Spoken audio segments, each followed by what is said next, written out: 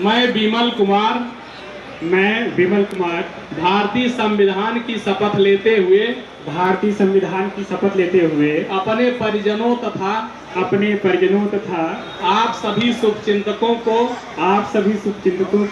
साक्षी मानकर इस दाम्पत्य संबंध को स्वीकार करता हूँ। यहाँ की शादियों की अगर हम बात करें तो यहाँ लड़कों के भी कीमत लगते हैं, लड़कियों की भी कीमत लगते हैं। कीमत का शब्द अन्यथा ना लीजिएगा, ये दहेज की बात हो रही है। जैसे लड़का अगर सरकारी नौकरी वाला है तो उसको दहेज में मिलने वाली चीज़ों की कीमतें काफ़ी बढ़ जाती हैं। कार मिल सकता है, लाखों कैश मिल सकते हैं या जो भी वगैरह वगैरह। तो एक तरीके से नौकरी मिलने के बाद कीमत बढ़ जाती है। लेकिन जौनपुर के ही एक सपूत हैं, नाम है विमल। मैं उनसे आपको रूबरू करवाता हूँ कि उन्होंने बिना पैसे लिए असिस्टेंट प्रोफेसर जैसी नौकरी पर जो कार्यरत हैं और उन्होंने शादी की। ये मिसाल था जौनपुर के लिए। और स्वागत है आपका ATI न्यूज़ में। बहुत बहुत धन्यवाद। तो अचानक से ये प्लान कैसे बना कि शादी करते हैं? पहले प्लान ये शादी का कैसे बन गया? अचानक से सब कुछ नहीं होता है। यह जो हमारी परवरिश हुई है, एक तो पारिवारिक जो परवरिश हुई है और दूसरी चीज़ जो अकादमिक परवरिश हुई है। विश्वविद्यालयों में पढ़ाई के दौरान जो शिक्षकों ने हमें सिखाया, प्रोफेसर्स ने सिखाया, जो किताबों में मैंने पढ़ा, तो मुझे लगा कि कोई भी चीज़ जैसा मतलब जो मैं सोचता हूँ, जो मैं पढ़ता हूँ, उसे वैसे जीना भी चाहिए। बिल्कुल। और मेरा जो रिसर्च है वह महात्मा गांधी और डॉक्टर अंबेडकर पर है। क्या बात तो है? महात्मा गांधी की एक खास बात मुझे बहुत अच्छी लगती है। वो कहते हैं कि आप जो भी आपके पास ज्ञान है उसका मूल्य तभी है जब आप उसे आचरण में उतारते हैं। बहुत खूब ना जी। तो ये सारी प्लानिंग इसीलिए हुई कि जैसे जो प्रथाएं हैं ना, हम प्रथाएं कहते हैं लेकिन वो कुप्रथाएं हैं और बहुत माध्यमों से उनको वैलिडिटी देते रहते हैं, वैधता देते रहते हैं। तो मुझे लगा कि ये सारी चीज़ें गलत है, इनको हटाने के लिए व्यक्तिगत स्तर पर पहल करनी चाहिए। और अगर आप व्यक्तिगत स्तर पर पहल नहीं करते हैं तो आप किसी को दोषी ठहरा नहीं सकते हैं। बिल्कुल। मतलब आरोपण करके किसी के ऊपर आरोप लगाकर ये अच्छी बात नहीं है। आप व्यक्तिगत स्तर पर पहले उदाहरण पेश कीजिए, तब आप किसी को कह सकते हैं या किसी को मोटिवेट कर सकते हो। जैसा क्या तारीख क्या थी आपकी शादी की? 25 नवंबर को मेरी शादी हुई है। और तारीख को लेकर भी एक ये था कि जैसे भारत में शुभ मुहूर्त तय किए जाते हैं और बचपन से हम लोगों को पढ़ाया जाता है कि तारीखें हम लोगों ने अपनी सुविधा के अनुसार बनाई है, जो दिन है हम लोगों ने अपनी सुविधा के अनुसार बनाया हुआ है जी। और कुछ भी निश्चित नहीं है और हम लोग उसमें शुभ मुहूर्त निकालने लगते हैं। तो मुझे लगा कि ऐसा नहीं होना चाहिए। अब चीज़ें बदली हुई हैं। मान लीजिए परंपरागत रूप से जो भी चीज़ें रही हुई थी वो अपनी जगह सही रही होंगी, लेकिन आज जब हम आधुनिक समाज में हैं, आधुनिकता की बात करते हैं, तो उसमें ये शुभ मुहूर्त ढूंढना मुझे सही नहीं लग रहा था। तो मुझे लगा कि जो भी कोई अच्छी तारीख हो, जैसे जिस दिन संविधान सभा में संविधान पास हुआ 26 नवंबर को, उस दिन शादी कर ली जाए। या 25 नवंबर मेरा जन्मदिन है, या जिनसे मेरी शादी हुई है प्रियंका, उनका जन्मदिन 24 अक्टूबर को है, उस दिन कर लिया जाए। मतलब एक अच्छे खास दिन को और खास दिन को ना 15 अगस्त है उस दिन कर लिया जाए।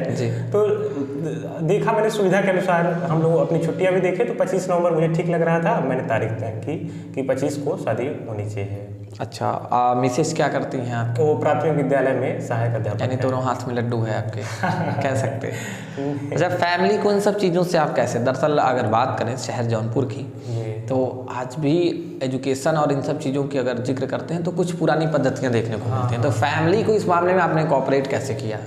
फैमिली में देखिए, फैमिली में जो है पापा हैं हमारे, मम्मी हैं, दादी हैं, भैया भाभी हैं, उनके बच्चे हैं। तो भैया को समझाना एकदम से आसान था क्योंकि आधुनिक मूल्यों को समझते हैं। बिल्कुल। पापा मतलब मेरे जो रोल मॉडल रहे हैं वो मेरे पापा ही रहे हैं ना। पापा मेरे यहाँ TDPG कॉलेज में लैब असिस्टेंट हैं, फिजिक्स डिपार्टमेंट में। अच्छा। तो मेरी पढ़ाई लिखाई में विशेष ध्यान पापा का ही रहता था कि पढ़ाई बेहतर हो, अच्छे विश्वविद्यालय से पढ़ाई हो। तो पापा के साथ दिक्कत नहीं थी, उनके मन में कॉन्फ्लिक्ट था कि कहीं यह समाज में निगेटिव संदेश न जाए। बिल्कुल। ना कभी कभी ये होता है कि बहुत ज़्यादा पढ़ लिए हो इसलिए ऐसा कर रहे हो ना, समाज में ये भी तो संदेश चला जाता है। बिल्कुल। तो पापा को मैंने समझाया कि मेरा किसी से विरोध नहीं है या ये सारी ऐसी चीज़ें नहीं है, बस ये है कि जो हम लोगों ने पढ़ा है, जो आपने परवरिश की है, बिल्कुल, उसको सकारात्मक रूप से जमीन पर उतारा जाए। जी। तो सहमत थे, क्योंकि उन्हीं की जो विचारधारा है उसी को मैं फॉलो कर रहा था। बिल्कुल बिल्कुल। किस्मत ने भी आपका साथ दिया। 25 नवंबर की आपकी शादी थी और उस दिन मुहूर्त भी था। हिंदू धर्म की अगर बात की जाए तो शादी के मुहूर्त नहीं था। अच्छा, उस दिन नहीं था। हाँ, नहीं था। अच्छा, यानी किस्मत थोड़ा विपरीत थी इस मामले में। जो भी रहा हो। चलिए, हालांकि जैसे आपने बात किया कि वो भी प्राथमिक विद्यालय में एक शिक्षिका के तौर पर कार्यरत हैं, तो कहीं ऐसा तो नहीं है कि दोनों लोगों का जॉब में होना इसलिए वह पैसा अपने पास ही है, बेड खरीदें, कार खरीदें या कुछ भी खरीदें, हम मिल के खरीद सकते हैं? मूल मुद्दा पैसा यहाँ नहीं था। मूल मुद्दा ये था कि हम करना क्या चाहते हैं। बिल्कुल। जैसे जो पैसा ही है ना, पैसा की उपयोगिता उतनी ही है जितनी कार में पेट्रोल की उपयोगिता है, जिससे आपकी गाड़ी चलती रहे जी ना। तो हम लोगों का यही मानना है कि पैसा आपकी एक बेसिक नीड है, वह संसाधन है, उतना वो पूरा अच्छा, कर सकता सबसे है। मज़ेदार सवाल, ये अरेंज मैरिज था या लव मैरिज? अरेंज कम लव मैरिज कर सकते हैं तो इसको। इसीलिए चीज़ें कोऑपरेटिव हो गई।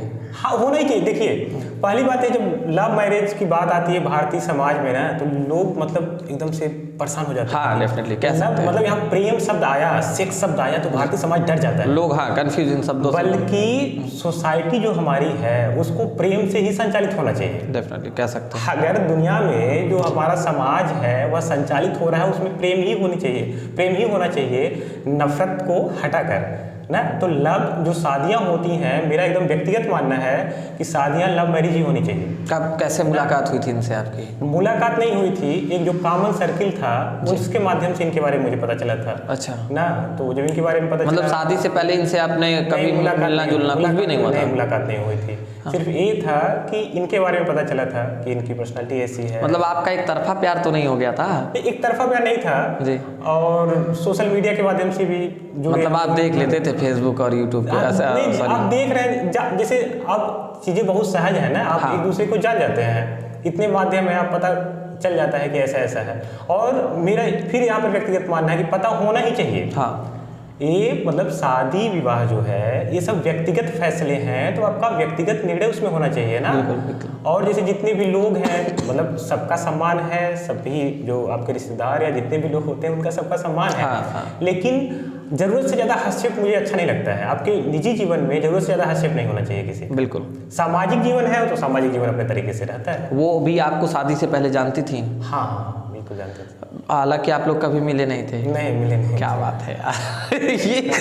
ये आज के डेट में आधुनिक चीज़ों का जब जिक्र करते हैं, वहाँ पर आज लगभग कितने दिन पहले से ये सर्कल के थ्रू आप लोग एक दूसरे के करीब थे? हाँ, मुझे लगता था सर्कल जो है उसके थ्रू, मतलब जब डेट डिसाइड हुई ना, जनवरी में डिसाइड हुई थी, 17 जनवरी को मुझे याद है कि इंगेजमेंट हुआ था। वो कॉमन सा इंगेजमेंट था कि हम दोनों लोग मिले ऐसे, और परिवार के लोग मिले और हम लोगों ने एक दूसरे को। तो आपने एक दूसरे को फैमिली के सामने रिप्रेजेंट कैसे किया? जैसे आपने उनके बारे में या उन्होंने आपके बारे में? जैसे पापा से मेरी बात हुई तो शादी को लेकर बहुत दबाव रहता है, जानते हैं भारतीय समाज में कि आपको नौकरी मिल जाती है तो लगता है कि अब अंतिम जो है निर्वाण यही बचा है। बिल्कुल। अब शादी ही कर लेना है, उसके बाद वहाँ पर निर्वाण हो जाना है जी। तो मुझे दबाव बहुत थे, क्योंकि अकादमिक मेरी व्यस्तता बहुत ज़्यादा थी। तो मैंने निर्णय लिया था कि अभी तो कुछ दिन शादी नहीं करनी है। ज्वाइनिंग के बाद मैंने एकदम से चीज़ों को डिनाई कर दिया।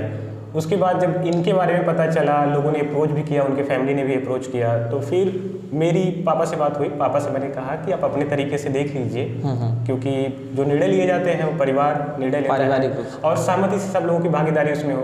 तो मैंने पापा से कहा कि आप देख लीजिए किस तरीके से क्या हो सकता है। तो पापा ने कहा ठीक है।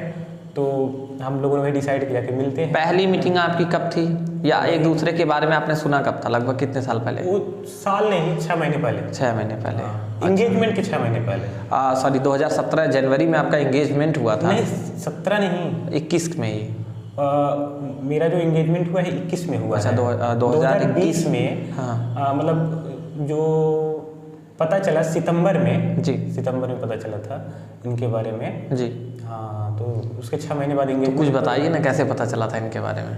पता चला तो पहले तो इनके परिवार वालों ने अप्रोच किया। अच्छा ना, मतलब पहले एक इनविटेशन आया कि हम आपके लड़के से शादी करना चाहते हैं, फैमिली। अच्छा ना, ऐसा कुछ था। तो उस दौरान ऐसा कोई मूड नहीं था। फिर उसके बाद प्रोफेसर साहब ने फेसबुक का इस्तेमाल किया? नहीं, फेसबुक कह सकते हैं। नहीं, मैडम ने फेसबुक का इस्तेमाल किया। अच्छा, उन्होंने लिखा। उसके बाद यानी कहा जाए तो एंगेजमेंट वहीं से शुरू हुई थी, हो ना? वहाँ से मैसेज आया। हाँ, सब दे दें आप। जी जी। तो उसके बाद फिर पता जो कॉमन सर्किल है उसके बाद उससे पता चलना शुरू हुआ कि क्या क्या पर्सनालिटी में है। मुख्य मुद्दा जानते हैं ना, भारतीय समाज में 2-3 चीज़ें बहुत मुझे खराब लगती हैं। एक तो आप जो हैं वही दिखिए जी ना, या कम से कम कोशिश तो कीजिए वही रहने की। बिल्कुल। कोशिश जैसे अगर हम एक पत्रकार होने की तरफ से हमेशा दो पक्षी भी रहेंगे, मर्द भी हैं कहीं ना कहीं, उसकी भी पैरवी कर ली जाए तो बुरा नहीं होगा। लेकिन मेरा नारीवाद पर बहुत काम है। हाँ, मैं समझ सकता हूँ। एक प्रोफेसर मेरे बगल में बैठे हैं, जब यही सेम सिचुएशन एक मर्द के साथ होता है, वो जॉबलेस होता है, वो किसी को पसंद करता है जो जॉब पे होते हैं, तो वहाँ फैमिली कोऑपरेटिव नहीं होती। इसके पीछे यही सब तो मैं बता रहा हूँ, भारतीय समाज के साथ यही सबसे बड़ी दिक्कत है कि कोई भी चीज़ तय होती है प्रॉपर्टी को देख कर तय होती है।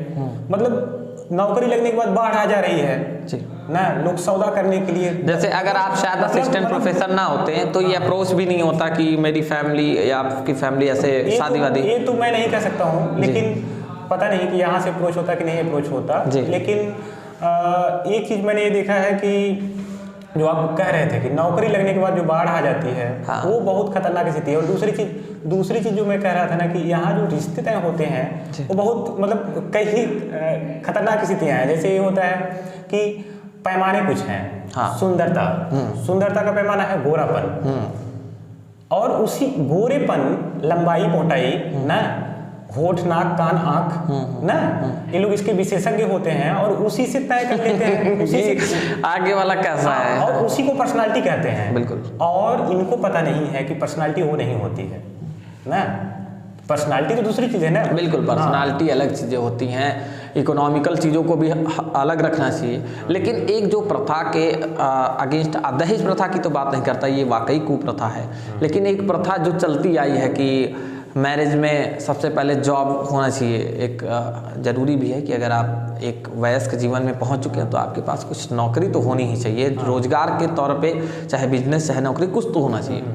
उसके बाद ही आप इस कदम पे जाएं तो बेहतर होता है, क्योंकि अगर आप किसी के मतलब ज़िंदगी को मिल रहे हैं, चाहे वो पति के रूप में या पत्नी के रूप में, तो कुछ ना कुछ अपने पास भी नॉलेज या एजुकेशन से चीज़ें होनी चाहिए कि हम आगे लेकर एक दूसरे को चल सके।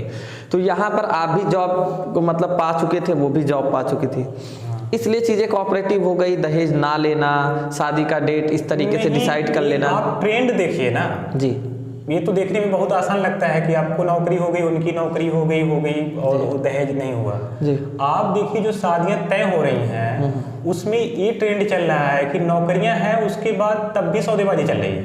नौकरियां आने के बाद तो सौदेबाजी तेज हो जाते हैं। हाँ, और दोनों पक्षों में नौकरियां तब भी सौदेबाजी हो रही है। हाँ, वहाँ बार्गेनिंग का माहौल बन जाता है। हाँ, एकदम पूरा सौदेबाजी हो रही है कि वो मेरी लड़की भी पैसे वाली, मतलब जॉब पा चुकी हैं, आपके भी पाए हैं, तो आप कितना देना पड़ेगा।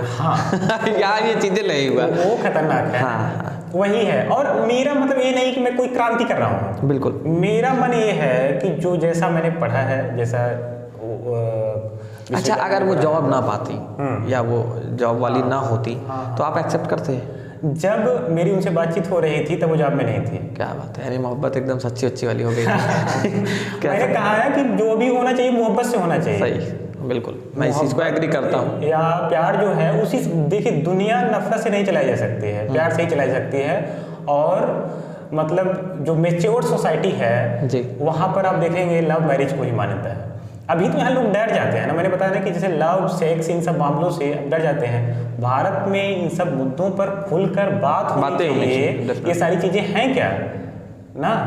तो एक शिक्षक के तौर पे आपने जो पहल की उसकी हम सराहना करते हैं। साथ ही एक बड़ा अच्छा चीज़ देखने को मिला था कि आपके शादी समारोह में शपथ ग्रहण जैसे भी माहौल बनाए गए थे। जो हिंदुज़म होता है, इसके जो हिंदू मैरिज एक्ट है उसकी बात करें तो वहाँ कोई शपथ वपथ वाली फीलिंग नहीं होती। तस्वीरें भी है शादी की तो उसको एक मान लिया जाता है। हिंदू धर्म से बिलोंग करने वाले आपने ये पहली शुरुआत की, कह सकते हैं यहाँ के लोकल एरियाज़ में कि आपने शुरुआत की कि शपथ ग्रहण जैसा माहौल बनाया। तो ये प्लान कैसे है? शपथ इम्पोर्टेंट क्यों था?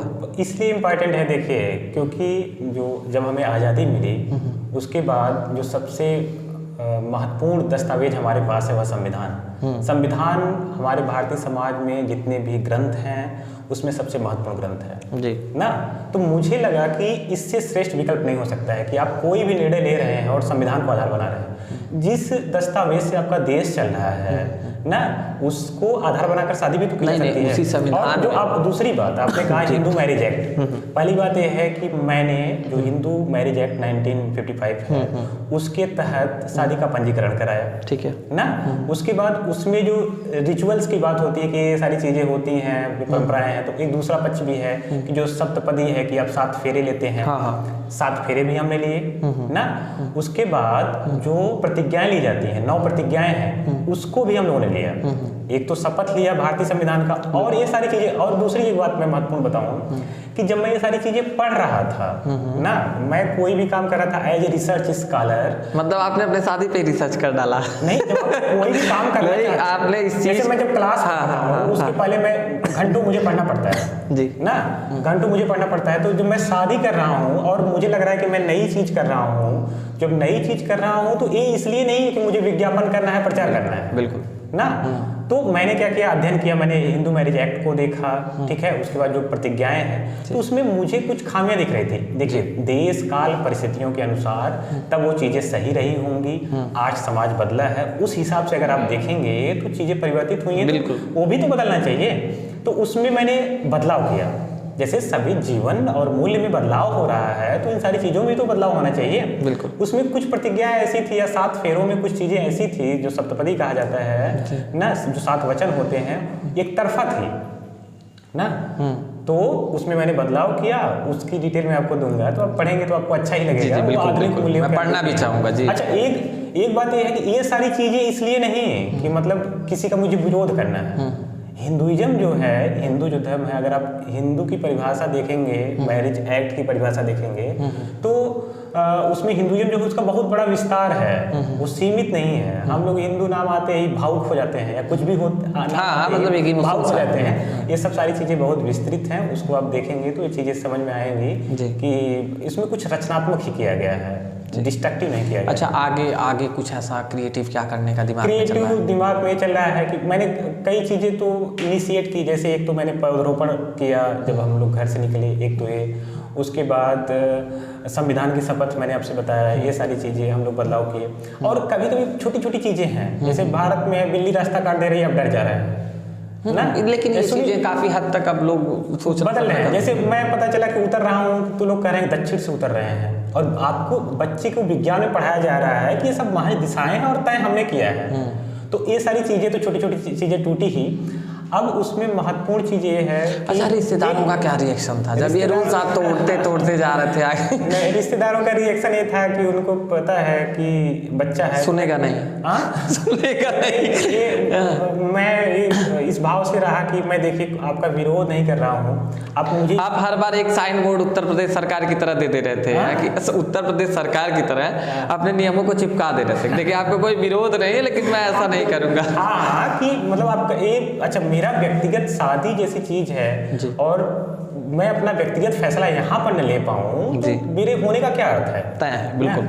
और दूसरी चीज जो आप कह रहे थे, आगे क्या रणनीतियाँ हैं? आगे रणनीति यही है कि शिक्षा के क्षेत्र में मुख्य रूप से और पर्यावरण की दिशा में हम लोगों को काम करना है।